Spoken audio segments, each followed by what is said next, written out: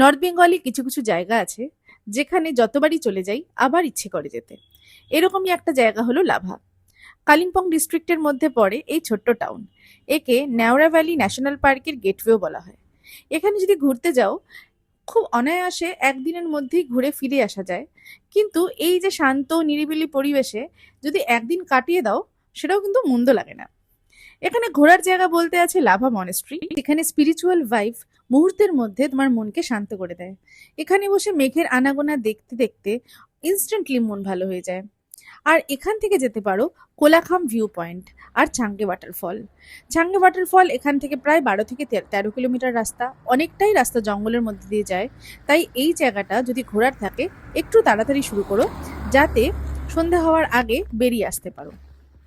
আর যদি মনে হয় যে জঙ্গলের মধ্যে একটা দিন কাটাবে, সেটাও কিন্তু খুব ভালো একটা অপশন কনসিডার করতে পারো। এইখানে কোলাখামে অনেক হোমস্টে আছে। এই ছাংরি ওয়াটারফল ঘোরার পরে প্রচুর হোমস্টেতে মোটামুটি 1500 টাকার মধ্যে খাওয়া আর একটা রাতের থাকা ওখানে ইনক্লুডেড হয়। তো থাকতে পারো।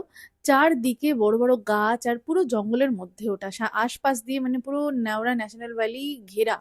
তো ওটাও খুব সুন্দর একটা এক্সপিরিয়েন্স হতে পারে যদি ওখানে থাকো।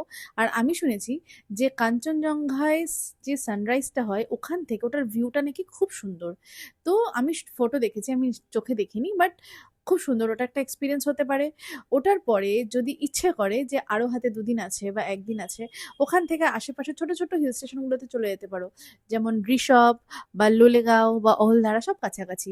কালিম্পংও খুব একটা বেশি দূরে নয়। তো এরপরে যখন নেক্সট টাইম নর্থ বেঙ্গলের ট্রিপ প্ল্যান করবে, তখন এই জায়গাগুলো ঘুরতে পারো আর আমাকে জানাতে পারো যে কোন জায়গাটা সব থেকে বেশি ভালো লেগেছে। আর কমেন্টে আমাকে জানাতে পারো যদি কিছু এই ট্রিপের ব্যাপারে জানার থাকে, বা যদি কোনো ইনফরমেশন জানার থাকে নর্থ বেঙ্গল ট্যুরিজমের ব্যাপারে। Thank you for watching.